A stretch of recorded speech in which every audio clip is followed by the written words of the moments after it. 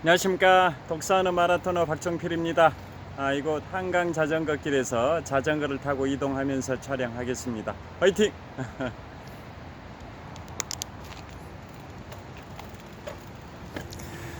현재 시각은 2022년 10월 22일 토요일 저녁 8시가 좀 지났습니다. 자, 오늘은 인간의 3대 욕구 중에 하나인 수면욕에 관하여 말씀드리겠습니다.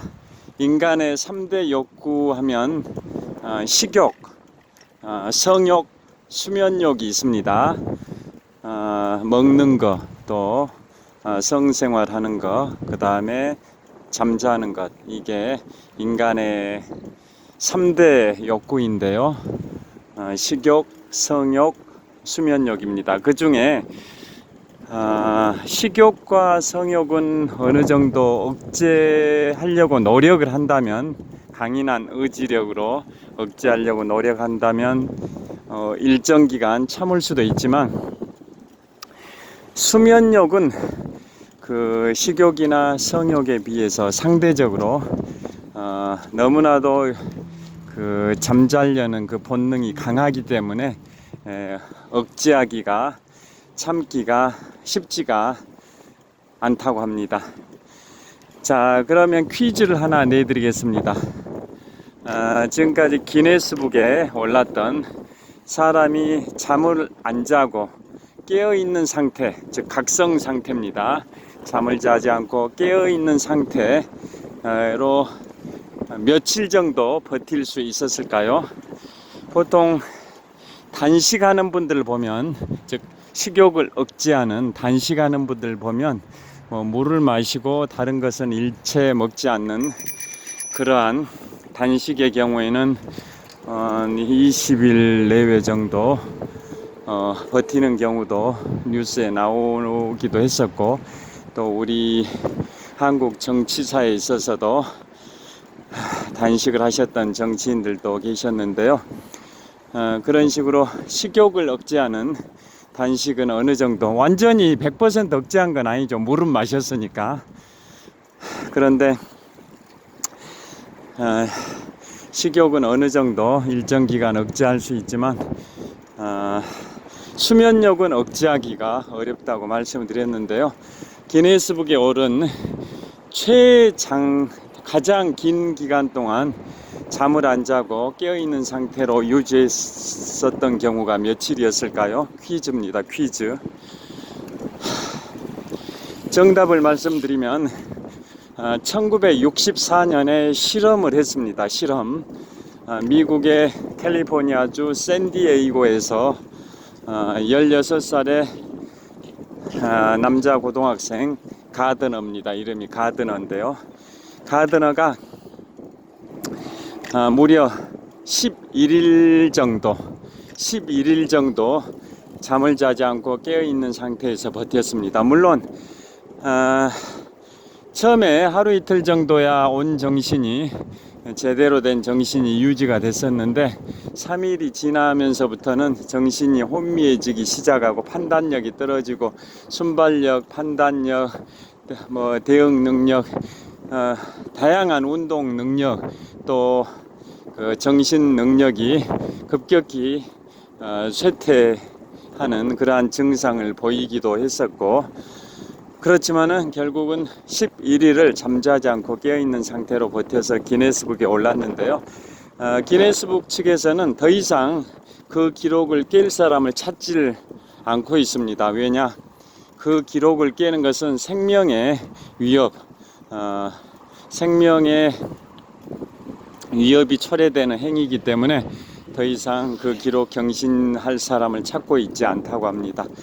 그만큼 잠을 참는다라는 것은 엄청난 고통이 따르는데요. 그러면 보통 인간을 상대로 해서 실험했을 경우에는 인도주의적 차원에서 윤리적으로 문제가 될 수 있어서 흔히 쥐를 대상으로 실험을 하는데요. 쥐를 대상으로 실험했을 때 어느 정도로 쥐가 버텼을까요? 잠을 안 자고. 퀴즈입니다. 퀴즈. 쥐를 다람쥐 쳇바퀴 도는 그 쳇바퀴 통에다 넣어놓고 자려고 하면 계속 자극을 줘가지고 잠을 못 자게 했습니다. 일종의 동물 학대일 수도 있는데요.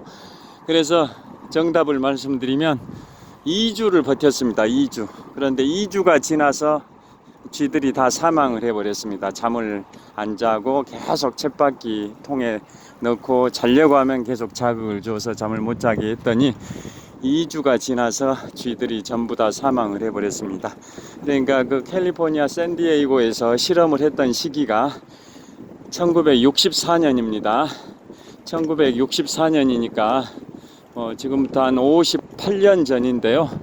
그때 샌디에이고 가드너라는 고등학교 2학년 16살, 고등학교 그냥 2학년인지는 불분명합니다. 16살의 남자 고등학생인 가드너가 그 기록을 세웠습니다. 11일.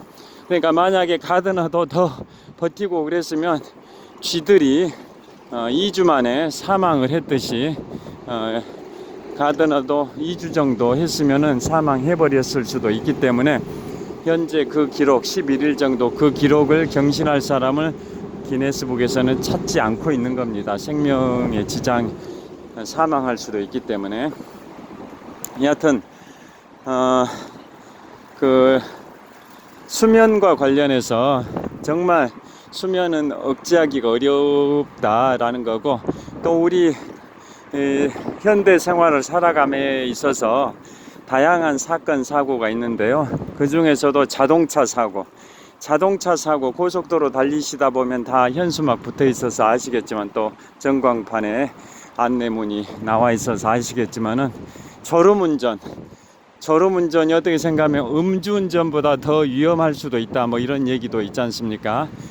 졸음운전은 마이크로 수면이라고 칭하는데요. 대략 몇 초 동안, 한 5초에서 한 7초, 길게는 한 30초, 그 짧은 시간 동안 순간적으로 그 수면 상태에 돌입한다 해서 마이크로 수면이라고 하는데요.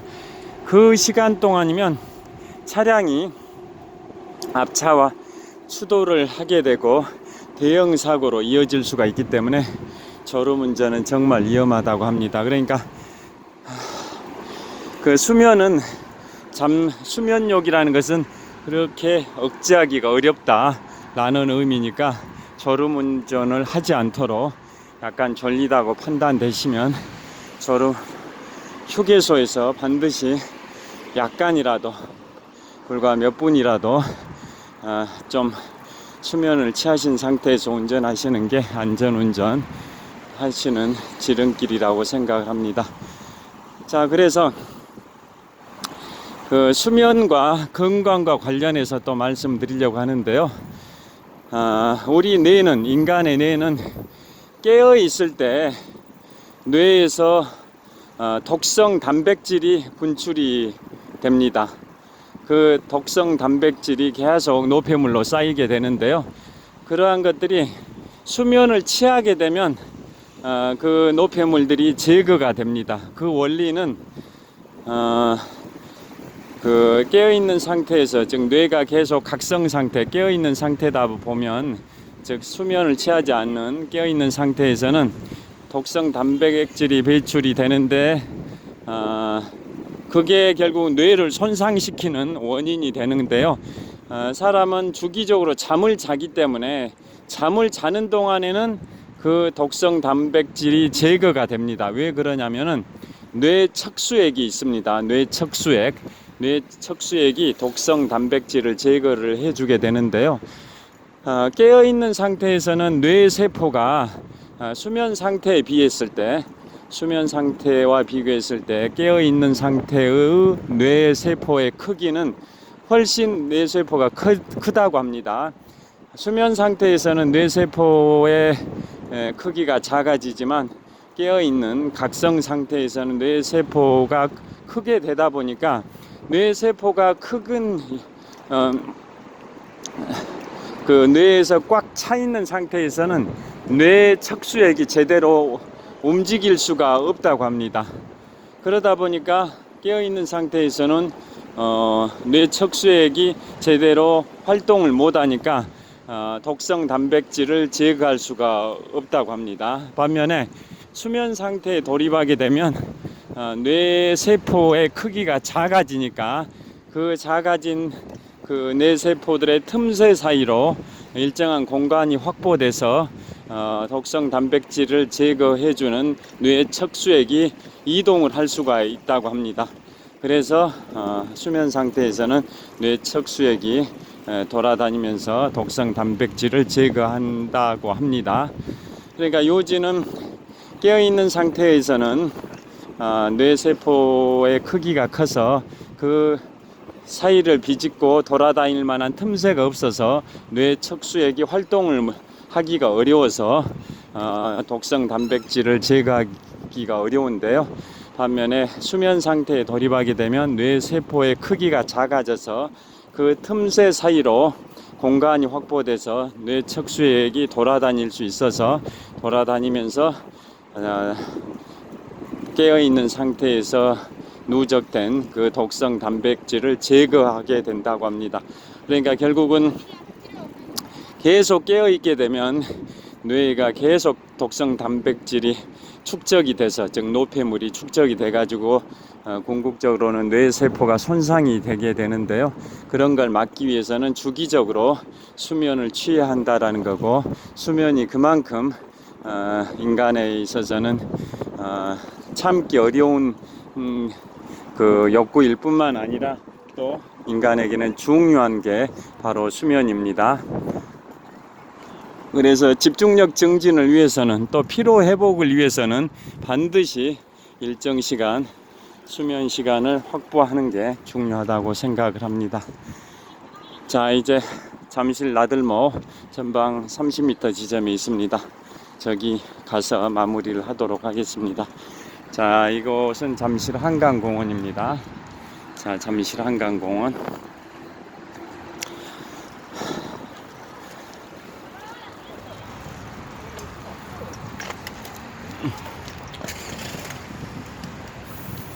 자, 잠실 나들목에 들어왔습니다.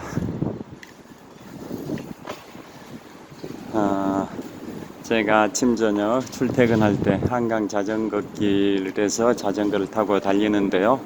자, 이곳 잠실 나들목을 자주 통과합니다. 자, 여기서 마무리를 하도록 하겠습니다.